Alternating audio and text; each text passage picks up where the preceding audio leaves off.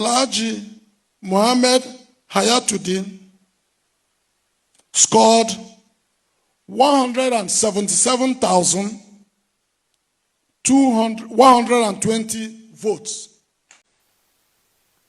I wish to express my profound appreciation for the privilege.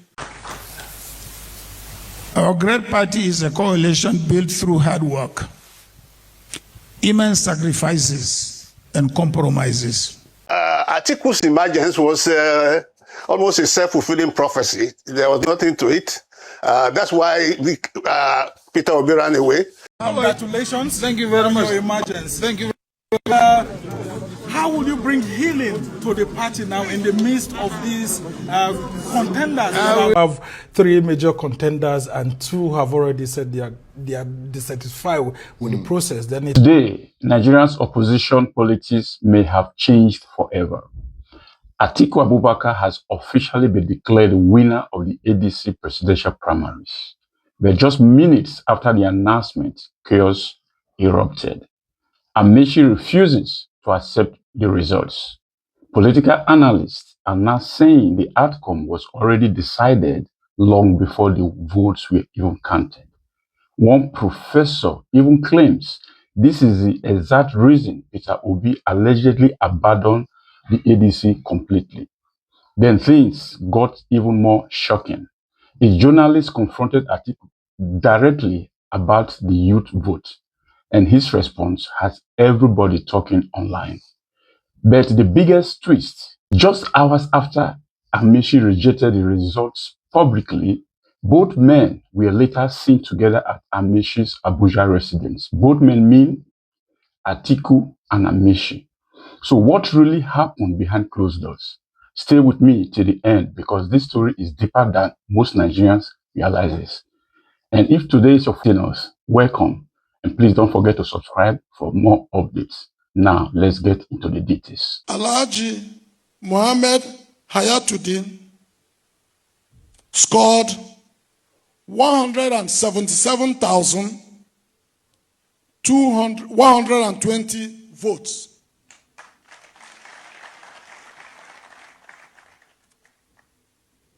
His Excellency, Right Honorable Rotimi Amaechi scored 504,117 votes. 504,117 votes. While His Excellency, Vice President Atiku Abubakar scored 1,846,370 votes. Former Vice President Abubakar Atiku has officially emerged as the winner of the ADC presidential primaries, securing the party's presidential ticket ahead of the next general election. The atmosphere at the venue changed immediately after the announcement was made, with supporters celebrating loudly while others looked visibly disappointed. Moments later, Atiku stepped forward to deliver his acceptance speech. In his speech, he thanked party delegates, party leaders, and supporters for believing in his vision for Nigeria. He spoke about unity, rebranding the country, and creating opportunities for Nigerians struggling with hardship and unemployment. But while his supporters were celebrating a victory, not everyone inside the ADC was happy with the outcome. The chairman of our great party, Senator David Mark, and members of the National Working Committee of ADC,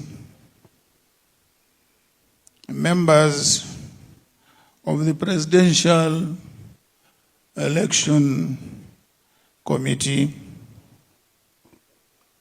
Your Excellencies, distinguished ladies and gentlemen.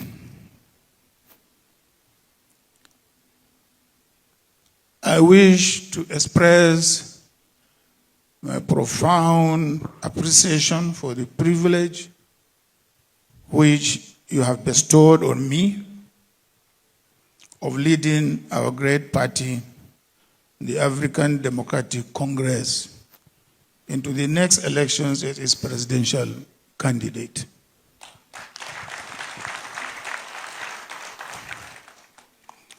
I am truly humbled and excited by this singular honor.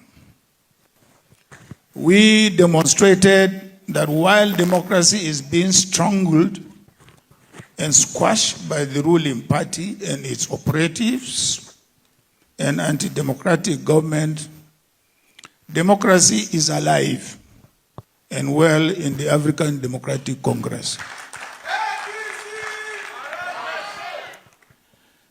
In our party, members are allowed to express their views, to have ambitions, and to contest for elective positions in a free, fair, and transparent process.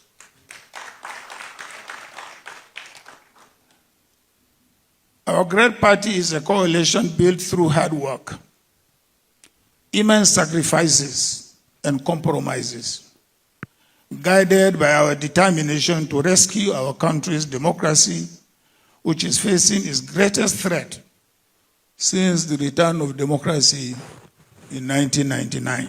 Rotimi Amaechi reportedly refused to accept the outcome of the primaries, and immediately political tension inside the party exploded. Questions started flying everywhere. Was the process truly transparent? Was the result already predetermined? Or was this simply the reality of Atiku's political influence within the coalition? Supporters on both sides quickly took to social media, with many Nigerians divided over what really happened during the primaries. But then, another major voice entered the conversation. I speak. Virtually all opposition political parties in the country are being thrown into different forms of leadership crisis. And opposition figures continue to be harassed and intimidated, including those languishing in detention, such as Malam Nasser El-Rufai, who distinguished himself as a public servant, including as a minister and a two-term governor of Kaduna State. Femi Otunbajo added even more fuel to the controversy after reacting to the primaries. According to him, there was practically no way Atiku was going to lose the ADC ticket. And then he made a statement that immediately caught national attention, exactly why Peter Obi left the ADC for the NDC. Some Nigerians believe Obi may have seen the outcome long before the primaries even started. That statement alone has triggered serious political debate online. Others argue that Atiku simply had stronger structure, stronger alliance, and more delegates behind him from day one.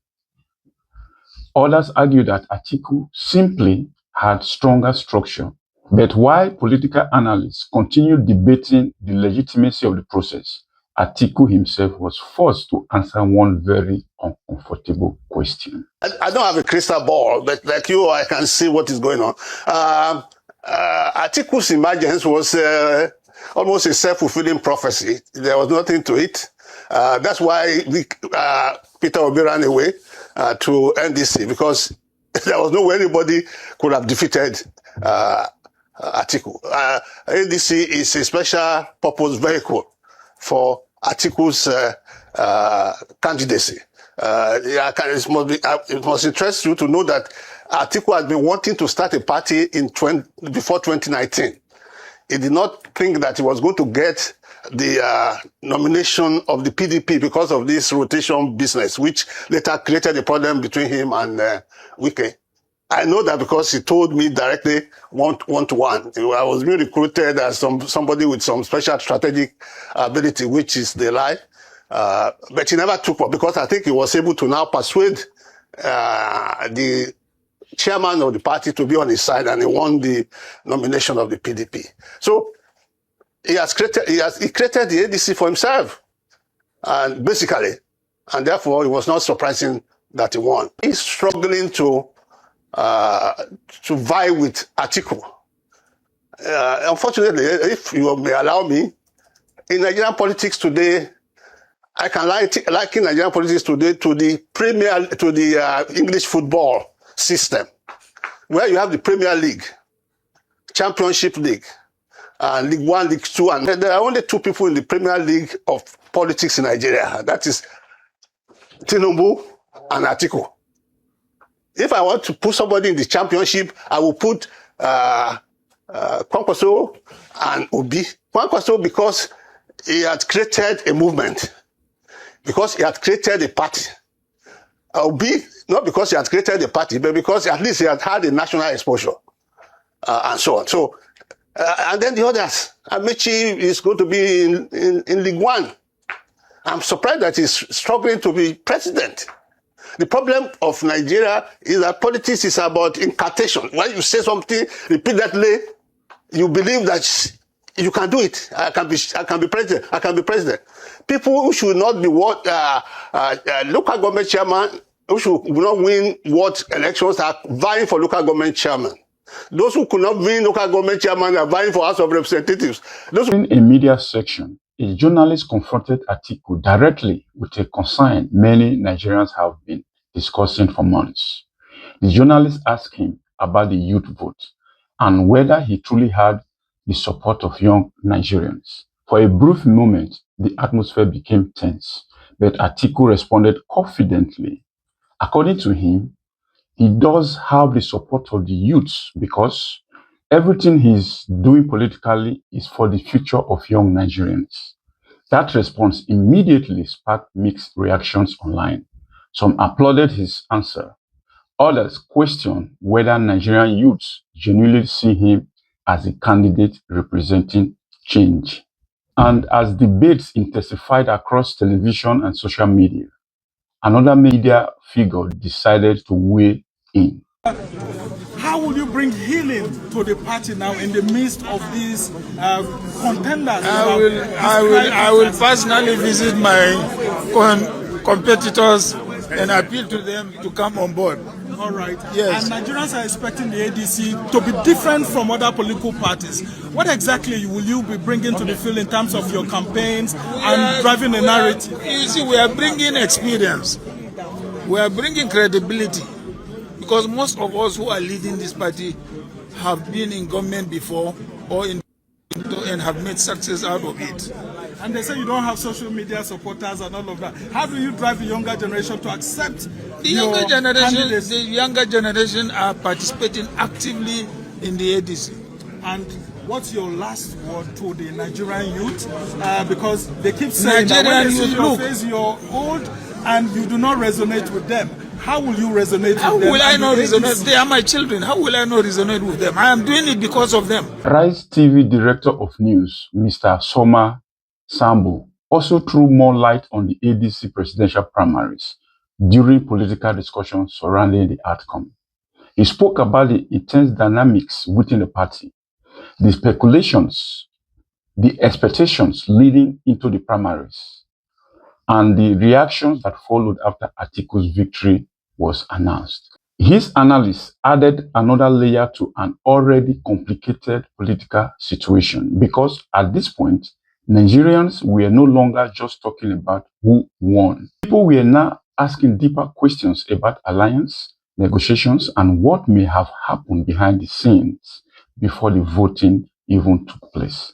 But then came the moment nobody expected. But you subjected yourselves to the process before it started. So that means you believed in the procedures.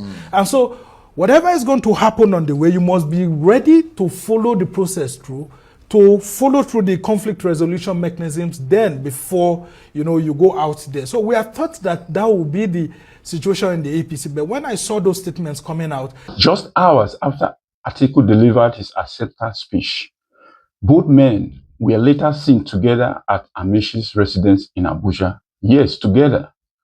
As you can see in the video, that single meeting immediately changed the entire political conversation because Nigerians begin to ask, Was the disagreement for real? Was a deal being negotiated behind closed doors? Or was this simply two experienced politicians trying to calm tensions within the party? Whatever happened in that meeting remains unknown for now. But one thing is certain. The ADC primaries may be over, but the political drama surrounding the outcome is only just beginning. What do you think really happened here? Do you believe Amaechi genuinely rejected the results? Or do you think the meeting in Abuja tells a completely different story? And most importantly, can Atiku truly win over Nigerian youths ahead of the election? Drop your thoughts in the comments because this conversation is far from over. If you enjoyed this breakdown, make sure you like this video, subscribe to this channel, and turn on notifications so you never miss any major political updates. Because in Nigerian politics, the real story usually starts after the cameras go off. Bye for now.